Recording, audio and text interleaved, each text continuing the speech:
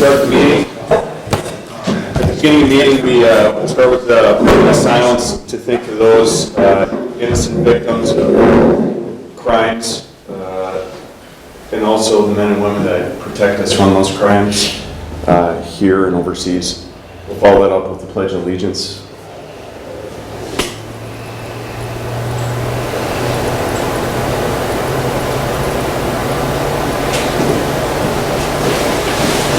I pledge allegiance to the flag of the United States of America and to the republic for which it stands, one nation, under God, indivisible, with liberty and justice for all. Clerk Chadwick, we have calls. Commissioner Jewell, Commissioner Olson, Commissioner McDonald, Here. Commissioner Nelson, Here. Commissioner Yugovich, and Sheriff Commissioner Boyle. Here. Commissioners, I know Commissioner Jewell and Olson are on county business, why they aren't here for this meeting today. And thank you apologize for a 10-minute delay in the beginning. I took a left on 25 instead of a right, so I got part of the county I haven't seen before. But only to have Administrator Gray 10 minutes behind me on that one, so. He took the left turn too? No, yeah. The other left. Another left, yeah, another left. So thank you for hosting, and Great Scott, and the chair of the town board. Commissioner Judovich, would you like to introduce? Yes, thank you. Welcome to the beautiful 7th District. Our meeting is Great Scott Township this week, and we have Judy Welberg, who is with the board, the chair of the board for Great Scott, and she just wanted to come in and give us a welcome, and thank you for having us. Thank you for coming, and thanks for everyone. Welcome. Welcome to our building. It was built in 1947. We do have a bigger hall upstairs, but that is not handicapped accessible, so that's why we're in our smaller hall down here. We are in the process of looking to build a new building, which will be across the street up on the hill. For those of you who knew the old Kinney, there used to be a Catholic church, I believe it was up there, so we're looking to do that too. We also are involved in the broadband initiative. As you've noticed, you probably have no cell service here. Welcome to Kinney, Great Scott. We also do have a Kinney pit and boat landing and picnic area down there. If you just drive up the street to the canisters and take a right, you can go down and visit that. We've taken over maintenance of that recently, and we are doing lots of improvements. We put in for a IRRB Mineland Reclamation Grant to put in, there is a boat landing but no dock, so we're going to put in a dock, and then we're also wanting to put in a fishing pier.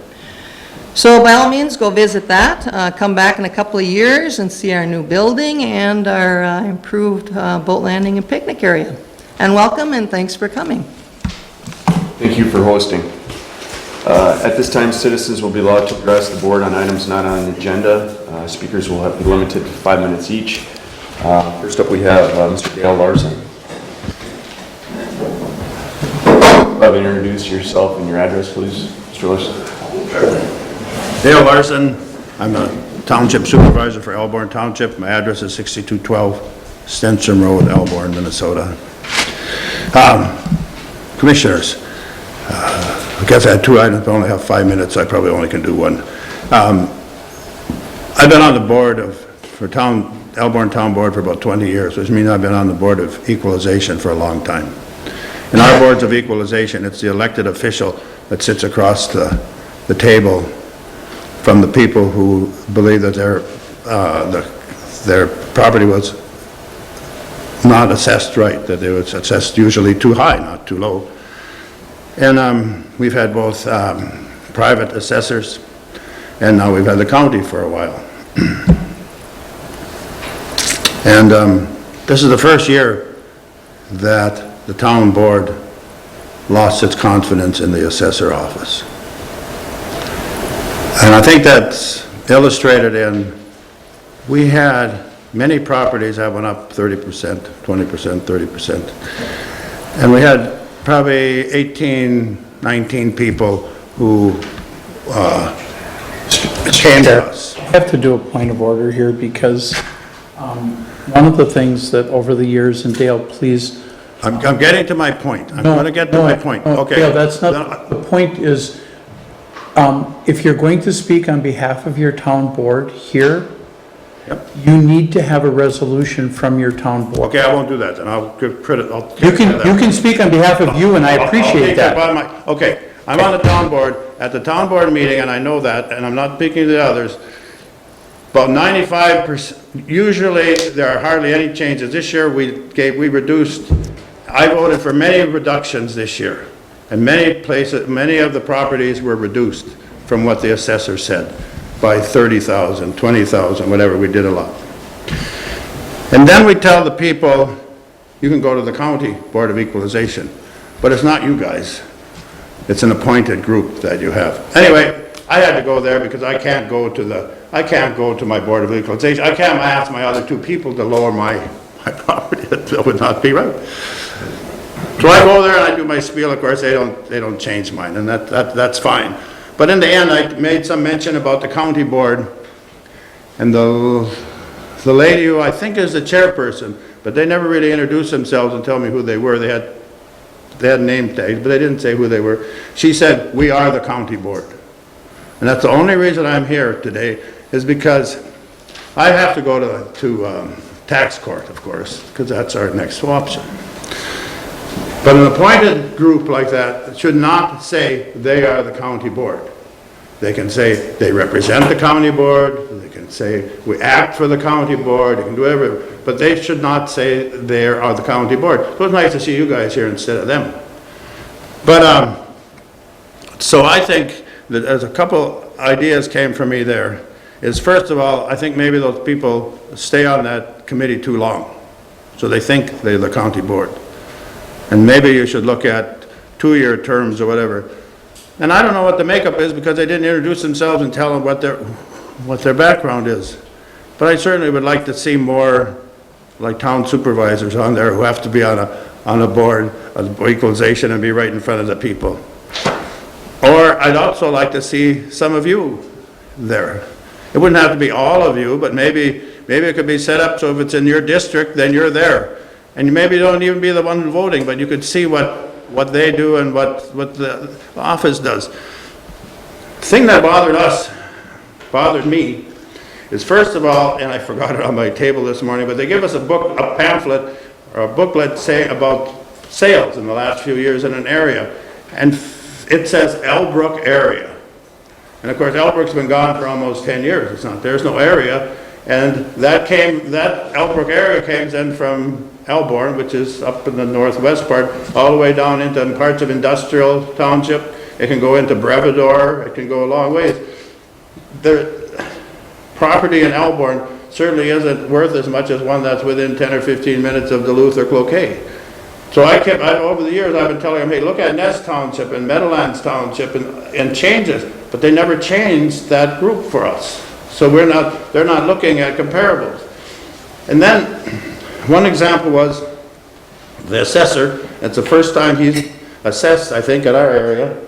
He went to this one lady's house, and he looks at the attached garage, and he said, oh, the former assessor said it's a floating slab. No, I think it has a foundation. And so he changed it, but he never went in the garage and checked.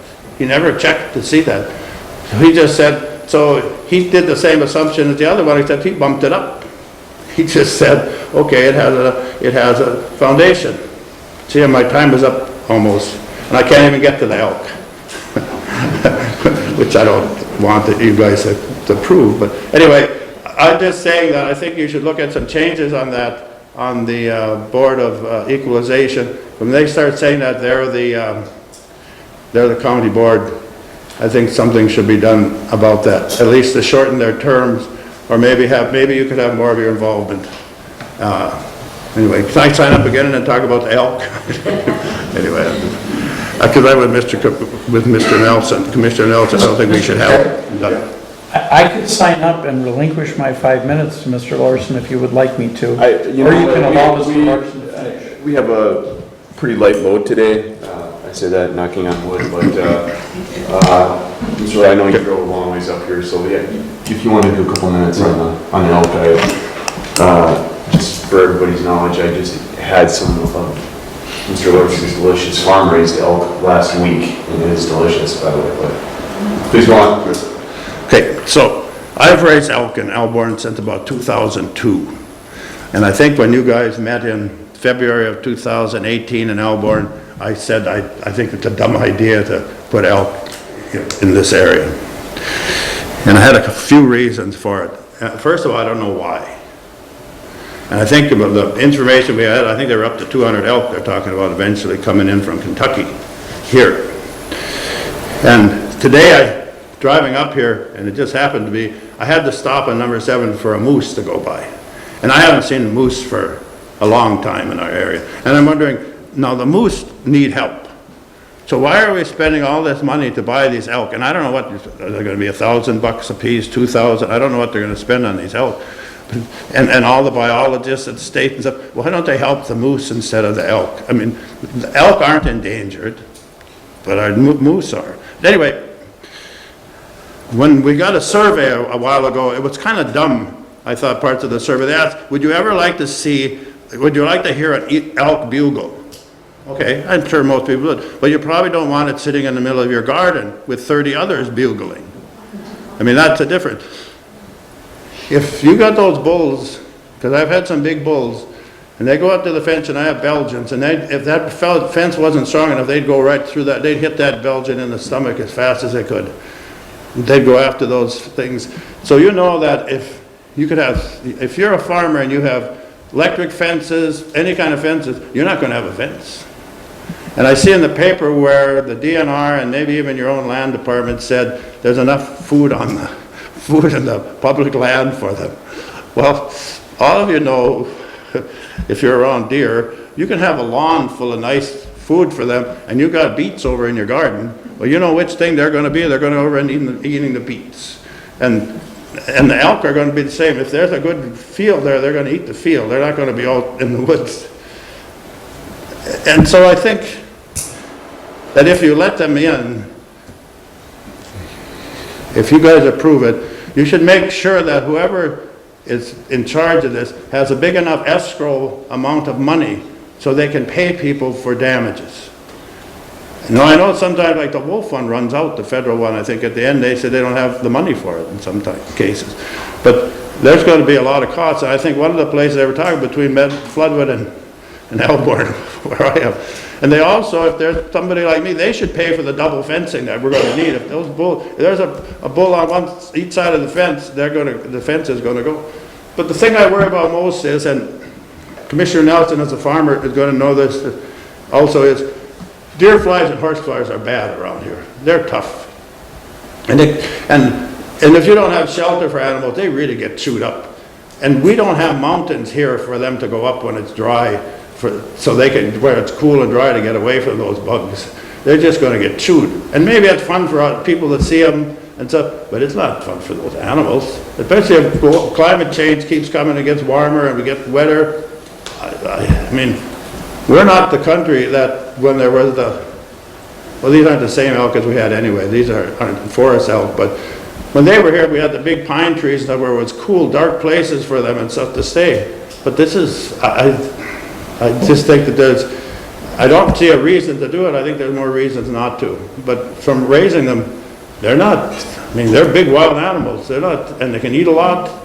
And they come into somebody's round bale patch in the winter because they're not going to get chased too far. They'll be back in there at night. And when you see them hitting your fence, you know that there's a lot of power there. And the cows, they'd kill your dogs if they could. They're mean. They're much meaner with those kind of things. But I guess the biggest thing is I don't see if it's fair for the elk. And have a high escrow if you're going to do it. I'm sure I think they're going to do it, but it's just no reason. Anyway, thank you. Thank you, Mr. Larson. Next up, we have Judy Wahlberg. Judy. All right, I thought there was another issue here. Sorry about that, Chair Wahlberg. All right, anybody else that wants to talk about items not on the agenda? Seeing none for those items listed on the board agenda or committee of the whole, citizens will be allowed to address the board at the time a motion is on the floor. Commissioners, we get the consent agenda in front of us. So moved. Moved by Commissioner Nelson, second by Commissioner Juvich. Commissioner comments? Seeing none, all those in favor, please say aye. Aye. Opposed? Consent passes. Commissioners, that's it. We have nothing on the regular agenda. We will be moving into recess and reconvene to consider items passed in the committee of the whole, since we won't have another meeting until the beginning of September. So let's move into the recess, and we will meet back up in 5 minutes for the committee of the whole.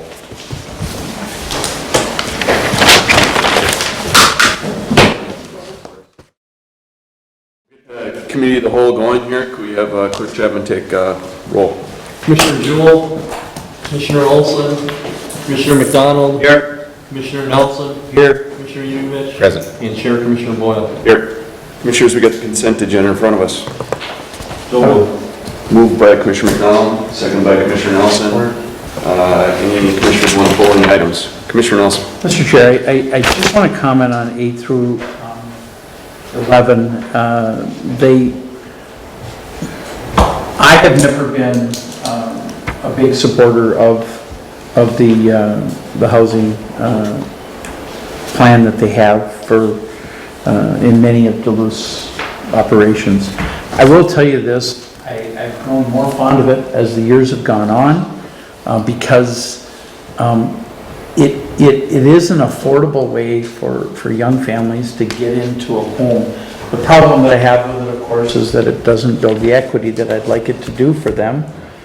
That's really my issue with the land trust, is that they're not able to build that equity. But given the fact that it stabilizes their home and does a lot of other good things, I am pleased to see these before us.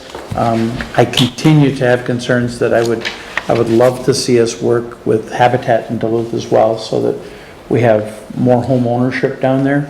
And because I see a problem when and if the land trust gets to the point where they have 5% of the properties in Duluth or more.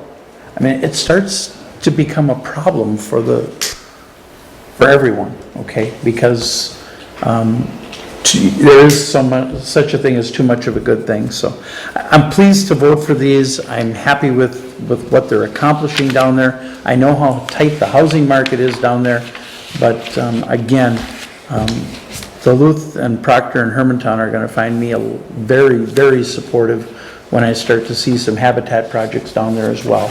And we do have land trust up here, and we do have Habitat up in the range, and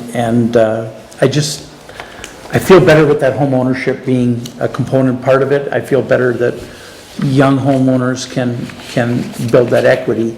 But again, I used to vote against these, Mr. Chair. I now vote for them, okay? But I still have some of the same concerns in terms of I'd like to see a more balanced approach, and I hope AHRA is listening and understands that that's something that I think is important. Thank you, Mr. Chair. Thank you. And I'm not pulling them down, I needed to say. Off of that note, Commissioner Nelson, I think there's absolutely some vision for possibility, especially the city of Virginia, I think has some old housing stock that could use some partnership with the possibility of our county HRA along with IRRB to revitalize some of these neighborhoods. I think Virginia is a prime example of possibility of some partnership there moving forward. And Chisholm as well. So I think moving forward we might see some movement on that in the future. But good point well taken. Commissioners, anything else that you want to discuss or pull off the consent? Seeing none, we'll move this to vote. All those in favor of the consent agenda, please say aye. Aye. Aye. Opposed? Consent passes. Commissioners, we'll move on right to the regular agenda. Why don't we have Commissioner McDonald take over for Commissioner Jewell on Health and Human Services. Okay, in front of us, we have the reallocation of Information Specialist 1 to Info Spec 3, Board Letter 1957. I would move that. Support. Supported by Chair Boyle. I turn to administration for framing. Thank you, Chair McDonald, Commissioners. The action for the board is to approve the reallocation of info spec 1 to a 3. It's a 2-grade reallocation, so we do bring all those to the board. The financial impact is approximately $9,000, but more significantly, the role of this individual is to help leverage our social workers in the Child and Family Services Division, in particular as relates to our ICWA, the Indian Child Welfare portion of our work, where increased and more complex regulatory oversight and paperwork, quite frankly, is one, bogging down the social worker, and 2, requires a higher skill set than we've had in place historically. So as Director Mersch has continued to revisit and look at individual positions as they become vacant, to try and leverage and be a more efficient organization, and to improve our outcomes, particularly in the ICWA side of the ledger, this is a investment that we think makes sense. So there's no additional complement, but a reallocation from an InfoSpec 1 to that of an InfoSpec 3. Commissioner comments? Commissioner Nelson. Thank you, Chair Commissioner McDonald. I've asked for this list, and I think it's important that we keep track of it. There's going to be disparity at the end of this year. We're probably going to be talking almost a position if we keep going at the pace we're going. And I understand the reset that we're doing, but I never, to my fellow commissioners, I never want to lose sight of how much things cost. Because at the end of every day, we, this county board, administration, that is a piece that we all have to pay attention to, and that, because those costs get passed on. So I agree with every change we've made here, but it's important that we continue to track the actual costs of those moves. I didn't do the math on this here. We got a running, I'm sorry, Administrator Gray. Approximately 20,000. Difference right now. Cumulative offset difference. And that's why I think for board members, it's something that every time these things come forward, it's hard to keep that running total in your head, okay? Quite frankly, we've had a bit of a lull here. We had a real streak of them back in February and March, and that was where my concerns were brought forward. All of a sudden, we've gone 3 or 4 months without making too many changes, and maybe that'll only be at the end of the year, it'll only be 20 or 25, but we were on a pace for this to be a change of, probably 60, 70,000, which then you start talking about a position or more. So, thank you, Mr. Chair. That's all I have on this. I'm happy to see this and that we're continuing to track that. Chair Boyle. Yeah, absolutely, and thank you, Commissioner Nelson, for the diligence on this, and I think the other part of it that we got to look at too is a lot of these positions are under our leadership on making sure the biggest bullseye we have right now is out-of-home placement, and I think we are at a spot now where we're not going to have an increase year after year for the first time in 8-9 years, knock on wood, we're close. But that is such a dramatic hit to our property tax base, over 10%, that by tweaking this with Director Mersch and her staff of putting the right people in the right staff positions with management and boots on the ground, I think is paying dividends. And, at the end of the year, we should really look at that number and see, because I think it's going to finally settle down the out-of-home placement costs going. Thank you. And Mr. Chair, in fairness too, we should also note that some of these shifts have opened doors for better reimbursement levels from the state and federal government as well. So it isn't exactly an apples and apples comparison. There are some other nuances to it, and I don't want to ignore those, but I still count the nickels because they add up to dollars, folks. Okay, thank you. Commissioner Yugovich. Thank you.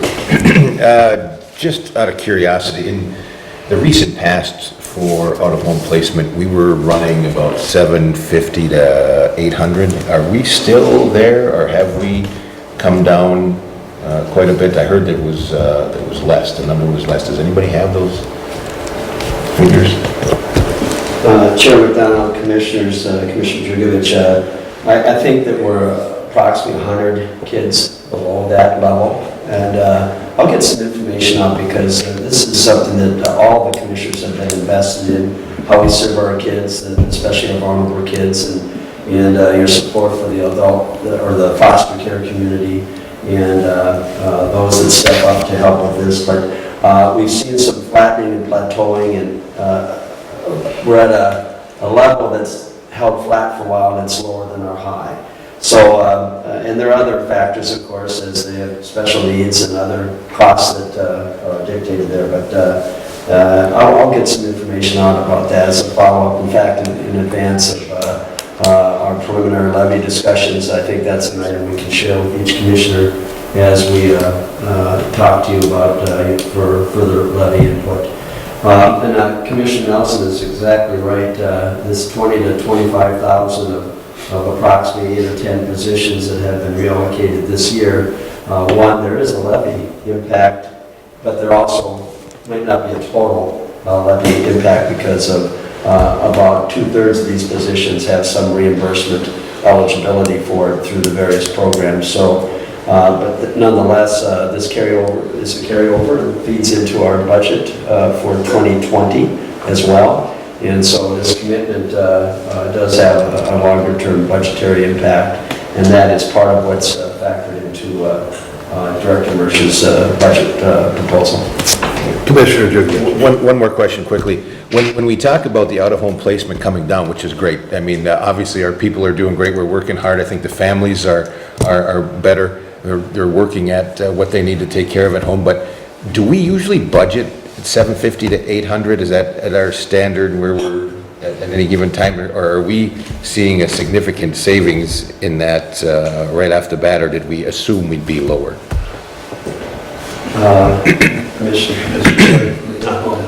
Commissioners, at the risk of wading into no man's land on the budgetary sense, no, we do not budget for that high level. We've been consistently utilizing reserves, or when there are overs or unders in other areas of part of the budget, we make those shifts. At year end, if there are available resources, we dedicate that to ensure that we have sufficient resources going forward. I think, though, that we are much closer now today to our regular budget addressing this level of out-of-home placement versus the higher spike that we've had seen. And I say spike, it was a sustained spike for several years.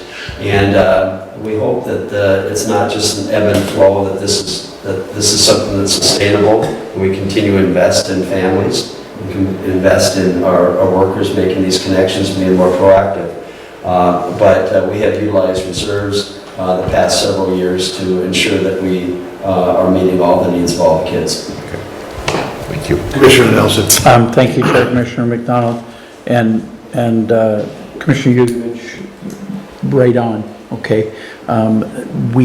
That's a discussion I think we need to have again, at least in terms of where it is present and how it's cycled, and I would ask that administration would put that together using a 15-year look back. And what you will see is, you will see that we were very high back then.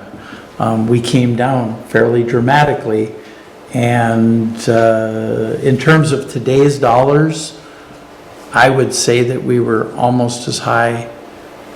If you inflation adjusted, I would say we're almost as high today, or we were almost as high back then as we are today.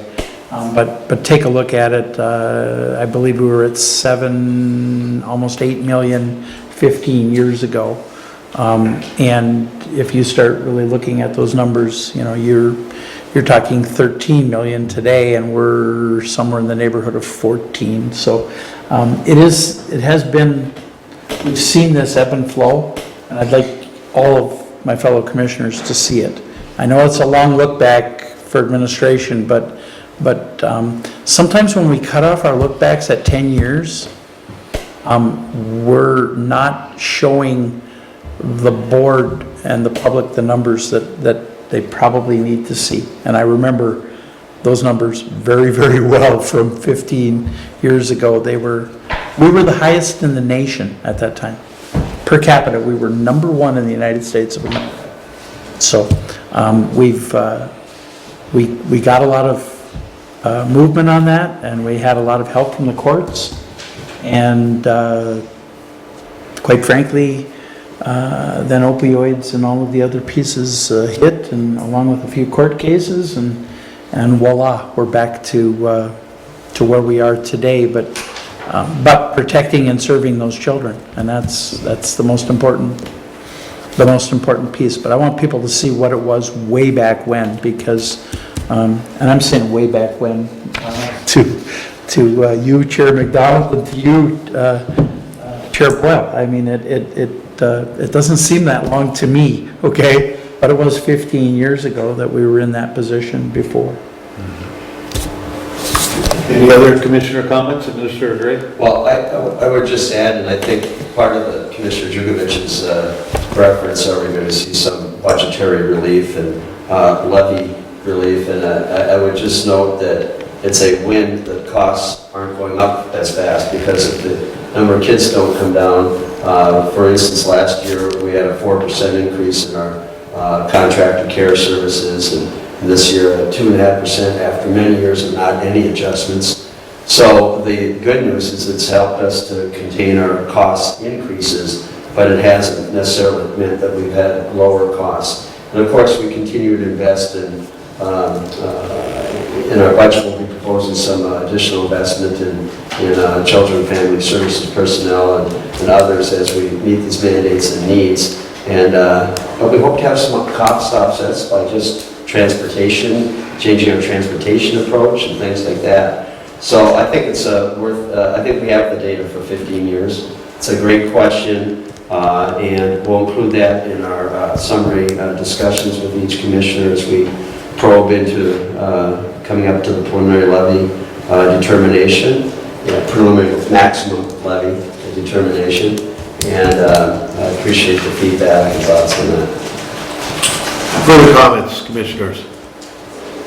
Again, I'd like to thank all of you for your genuine interest in our young people, as they are our future. We all talk about that all the time, and to see that leveling off or going down is wonderful. And I think coupled with some of the new programs that we have coming up in St. Louis County, I think the table is set for us to continue to move in a downward motion with out-of-home placement. So, hearing no further discussion, I call for a vote. All those in favor, signify by saying aye. Aye. Opposed?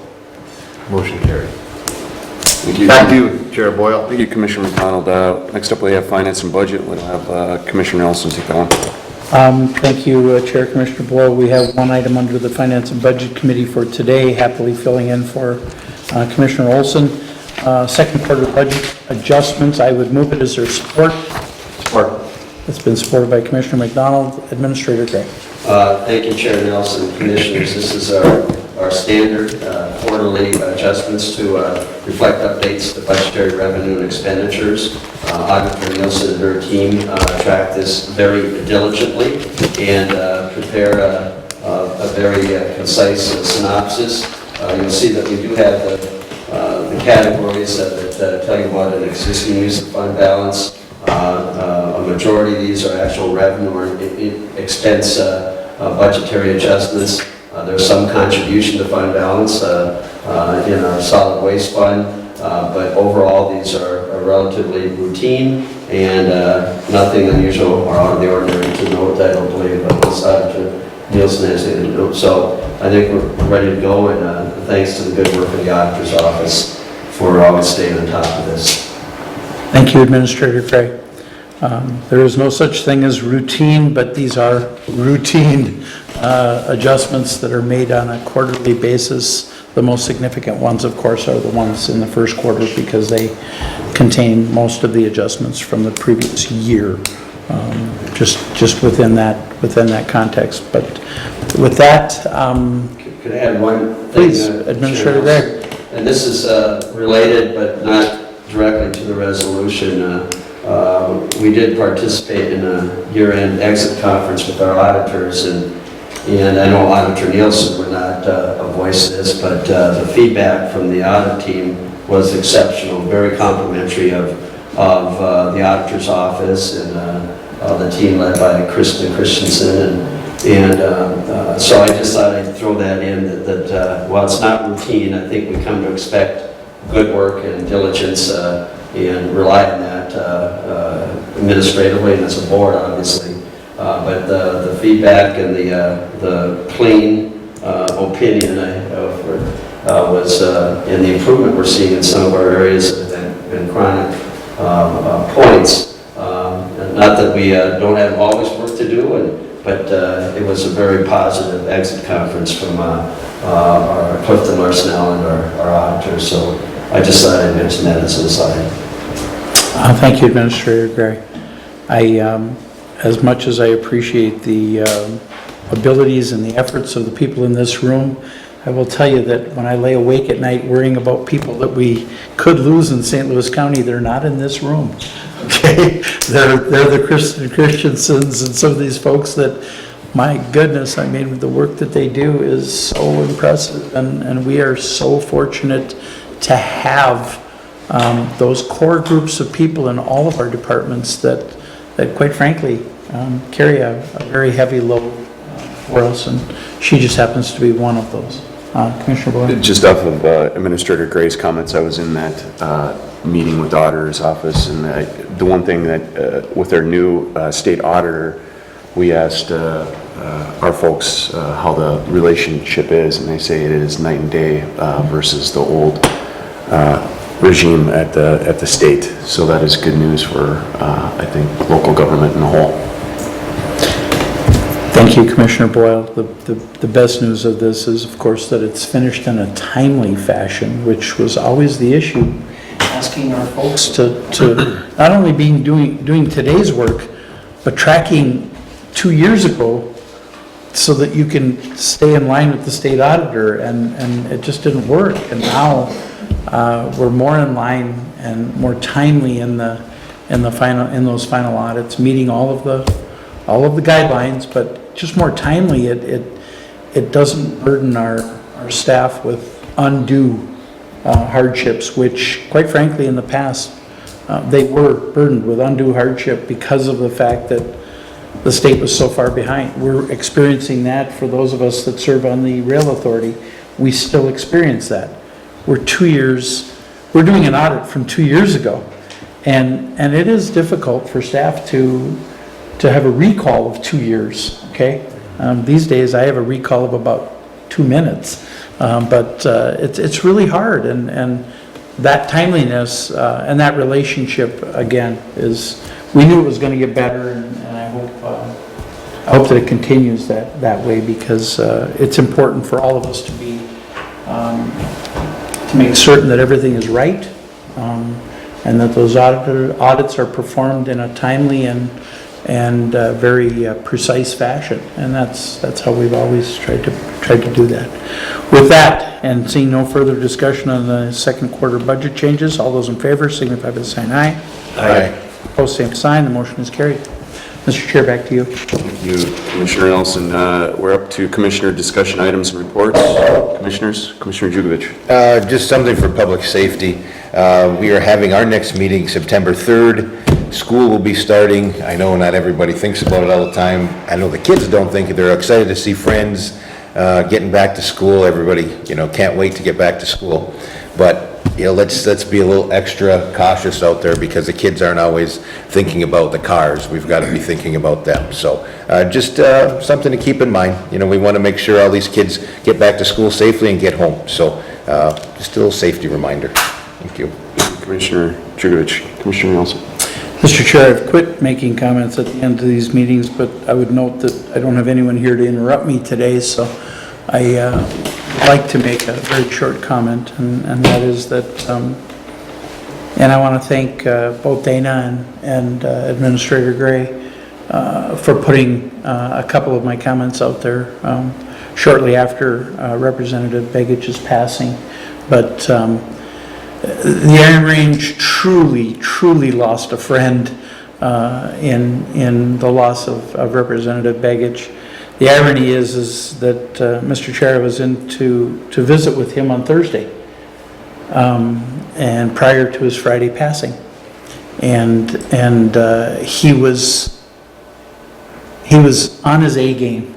I mean, he was literally on his A game on Thursday, and making sure that he gave me proper instruction on protecting his beloved Iron Range from all of those Republicans and criminals down in the metropolitan area, along with some comments about Duluth. Mr. Chair, I'll be honest with you, I have to tell you that too.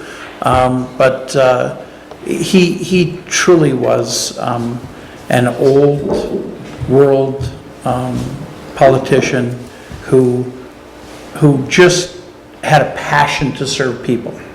And don't get me wrong, if he didn't like you, you knew he didn't like you.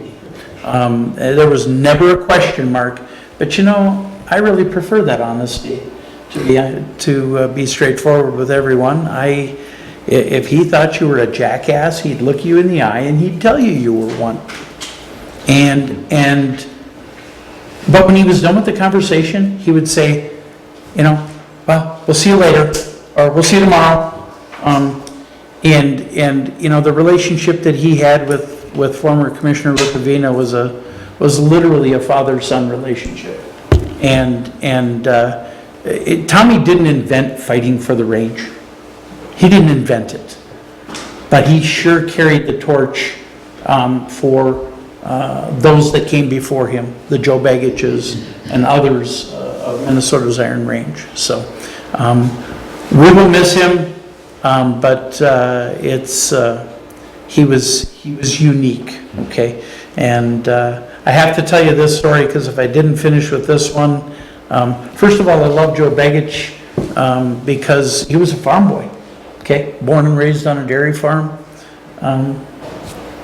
but the service to community. I mean, he delivered milk to the people in Evelyn when he was a teenager for his father's farm.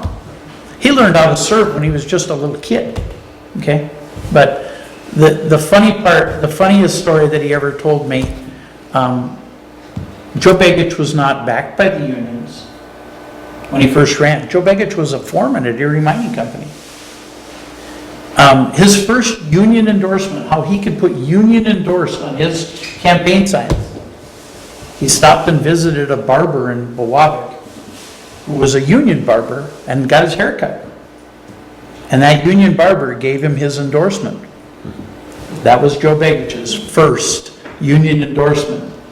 At the end of his career, he literally had every union endorsement that was out there to be had, because at that point in time he had proven to this community that he would fight for those average working people, no matter what. So, thank you. Thank you for those words, Commissioner Nelson. As an outsider looking in from a Wisconsin guy that now lives in Duluth and seeing Representative Begich was probably the only person in the range or in this world that could keep Commissioner Nelson and keep Commissioner Rukavina file in line. It was he was the only one that could do it, and he was a mentor, Mr. Chair. Thank you. To keep you two in line like that is impressive. So. I was fortunate to be able to spend some time with him over the past few years, and what a great personality, what a great fighter for the working men and women in St. Louis County. He will be missed. Other commissioner comments? Commissioner? No. Again, I just want to say that we will, at our next meeting, have a full complement with the election coming up today. It would be nice to have the 7th member representing the 5th district, and look forward to whoever it may be. And you will not be the, I won't be the rookie. you won't be the runt anymore. Rookies have to be a rookie for a year. It's that easy, yeah. You may get Rookie of the Year, but it'll be rookie. So yes, please, there's voting that goes on till 8 PM tonight, and talking to Auditor Nielsen, I think we will probably get this next commissioner in by Friday at the earliest, canvassing. So it will be good to have 7 and have that voice. Other commissioner comments, questions? Seeing none, we will adjourn out of the committee of the whole and move right back into our regular meeting. Mr. Chair, I would move the consent agenda, which includes all items off of the committee of the whole, as well as any changes to those. So we have the consent agenda in front of us. It's been motioned. Do I have a second? Second. Second by Commissioner Jugovic. Commissioner comments? Seeing none, we'll move the consent agenda for a vote. All those in favor, please say aye. Aye. Aye. Opposed? Motion passes. Commissioners, do I have a motion to adjourn the regular meeting? So moved.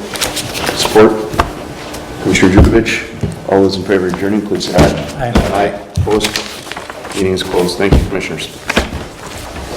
Mr. Chair, the head of